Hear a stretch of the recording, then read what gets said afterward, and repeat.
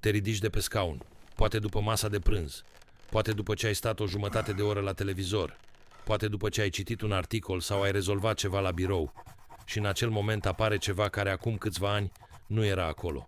O greutate, o ușoară rezistență, o fracțiune de secundă în care corpul parcă se pregătește și abia după aceea răspunde. Mâinile se duc singure spre brațele scaunului sau spre masă sau spre orice este solid și aproape. Și după ce te ridici, câteva secunde în care picioarele parcă trebuie să se trezească, să își găsească echilibrul, să se decidă în ce direcție mergi. Dacă ți se întâmplă asta, nu ești singur. Nu este un semn că ceva este grav, dar este un semn că corpul tău îți transmite ceva. Astăzi o să vedem ce anume și o să încercăm împreună ceva simplu, o mișcare pe care o poți face chiar în scaunul în care stai acum, care poate face acest gest puțin mai ușor. Înainte să continuăm, dacă urmărești de pe televizor și nu poți interacționa direct acum, roagă pe cineva drag să se aboneze la canal și să distribuie acest video. Fiecare distribuire ajută mai mulți oameni să găsească aceste informații. Canalul crește datorită vouă. Mulțumim! Hai să ne gândim puțin la acel moment specific. Nu la durere, nu la boală, ci la acel gest concret, ridicarea de pe scaun. La 30 de ani, nimeni nu se gândea la el. Te ridicai și atât. Nu conta de pe ce scaun. Nu conta cât timp ai stat. Nu conta dacă era dimineața de vreme sau seara târziu. Pur și simplu te ridicai. Dar la un moment dat, undeva după 50 sau după 60 de ani, ceva se schimbă. Nu dramatic, nu de la o zi la alta, ci treptat, aproape imperceptibil. Mai întâi observi că te ridici puțin mai lent decât înainte, apoi că mâinile se duc automat spre ceva solid, fără să-ți dai seama. Apoi că primele câteva secunde după ridicare sunt ușor nesigure, ca și cum picioarele ar vrea câteva momente să confirme că sunt gata. Și dacă mergi mai departe cu gândul, poate că ai observat că dintr-un scaun înalt te ridici mai ușor decât dintr-unul jos, că de pe canapea, mai moale, mai adâncă, este cel mai greu, că la restaurant, dacă scaunul nu are brațe, te uiți câteva secunde înainte să te ridici. Toate acestea sunt semne ale aceluiași proces. De ce? Răspunsul nu este simplu și nici nu este ceea ce cred mulți oameni. Cea mai comună explicație pe care o aud oamenii după 60 de ani este aceasta. E vârsta. Normal să fie mai greu. Și da, vârsta joacă un rol. Dar dacă ne oprim la e vârsta și nu mergem mai departe, ratăm ceva important. Fiindcă nu vârsta în sine face gestul mai greu, ci câteva procese specifice care au loc în corp pe parcursul anilor.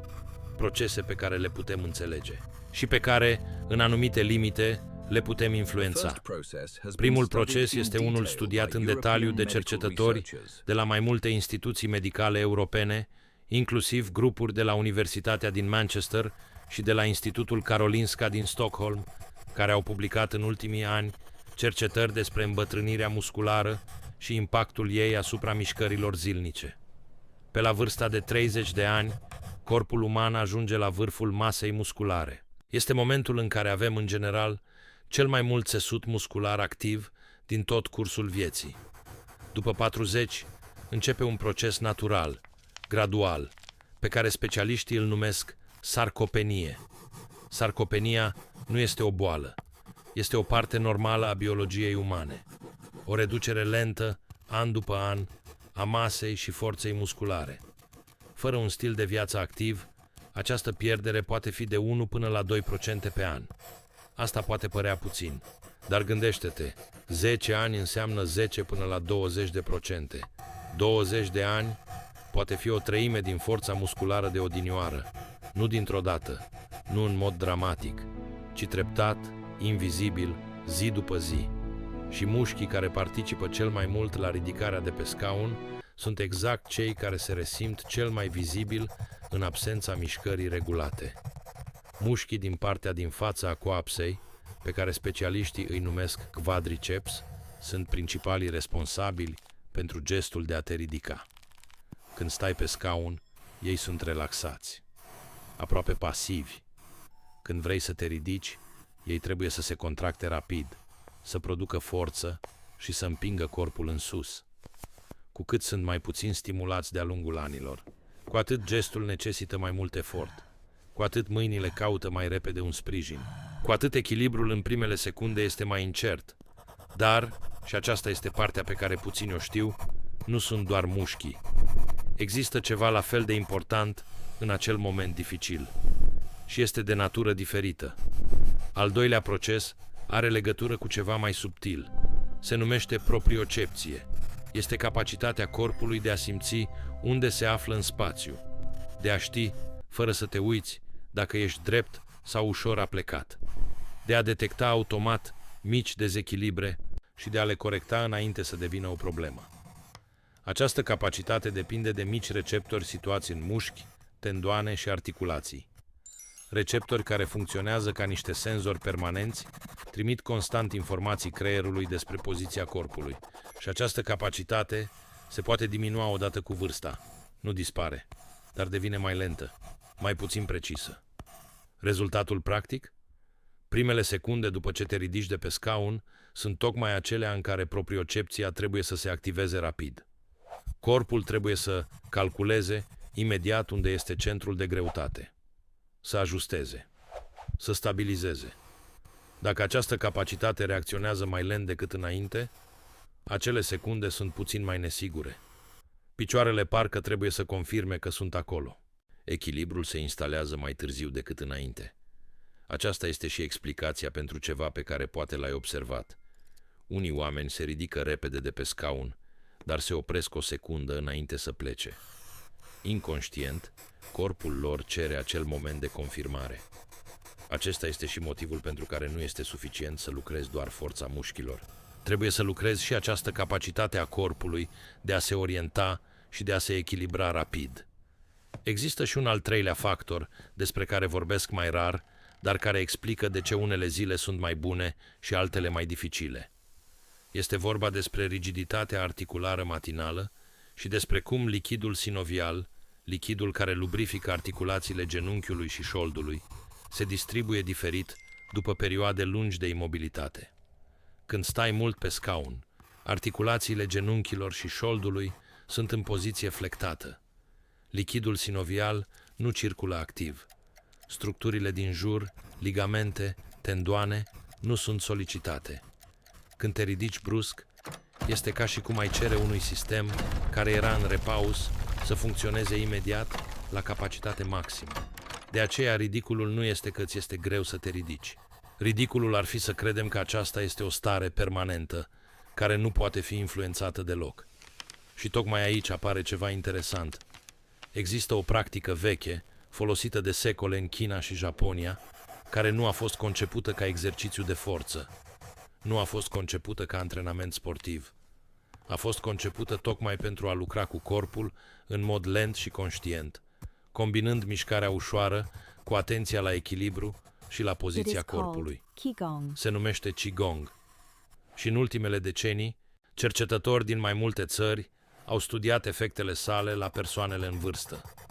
Studii publicate în jurnale precum Journal of the American Geriatric Society și British Journal of Sports Medicine au analizat impactul practicilor lente de mișcare, Qigong și Tai Chi, asupra echilibrului, stabilității și capacității de a merge și de a se ridica la persoanele de peste 60 de ani.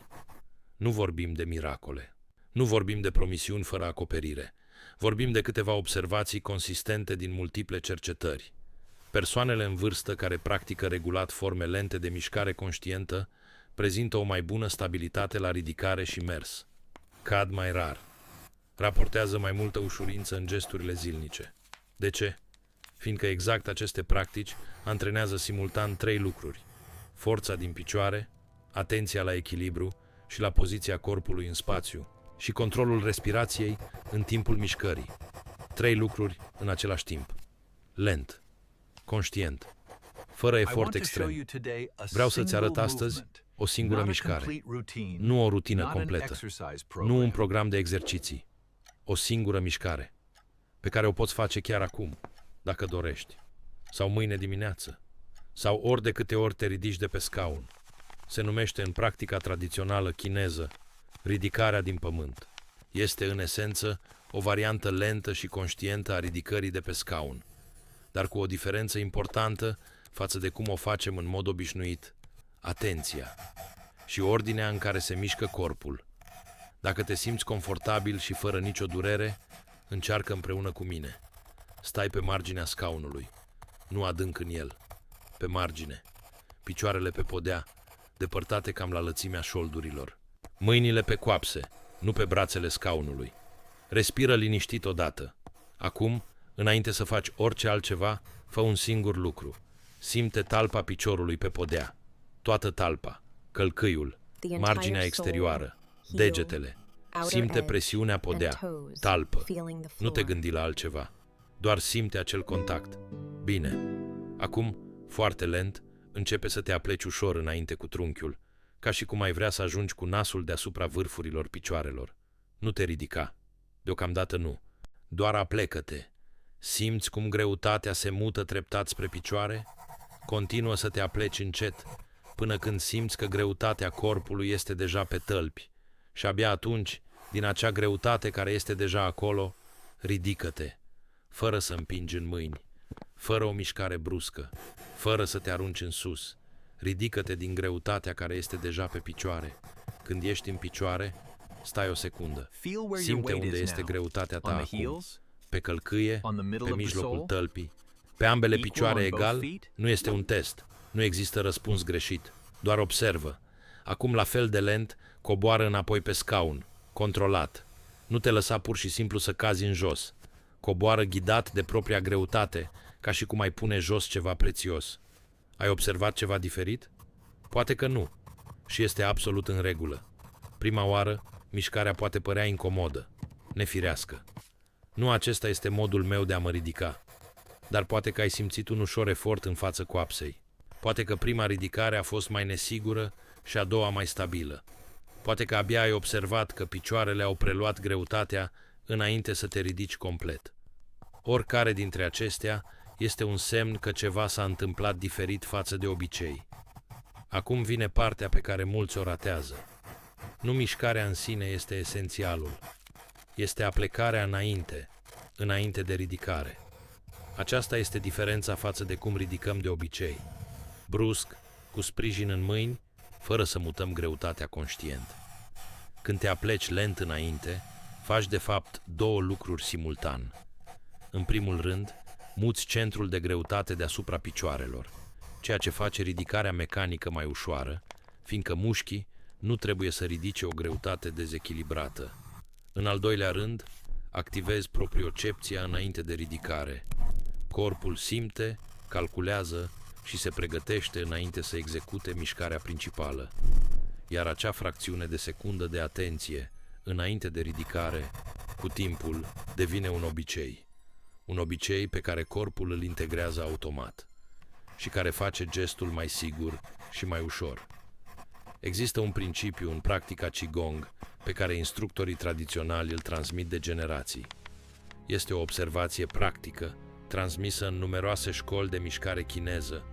Nu te ridica din sus, ridică-te din jos. Ce înseamnă? Că ridicarea nu pornește din efortul brațelor sau al spatelui. Nu pornește nici din ideea de a te arunca în sus. Pornește din contactul picioarelor cu podeaua, din împingerea lentă, conștientă, a tălpilor în podea. Este exact ceea ce ai experimentat în mișcarea de adineauri. Sau poate că nu ai simțit-o complet prima oară. Și este în regulă. Corpul are nevoie de câteva repetări înainte să înțeleagă și să integreze ceva nou. Hai să vorbim acum despre cea mai frecventă greșeală, cea pe care o fac cei mai mulți oameni atunci când vor să îmbunătățească ușurința cu care se ridică de pe scaun. Și greșeala, surprinzător de des, nu este că nu fac exerciții suficiente. Greșeala este că, atunci când fac exerciții, aleg mișcări care nu seamănă cu gestul pe care vor să-l îmbunătățească. Merg la plimbare? Bine, dar plimbarea nu antrenează ridicarea de pe scaun.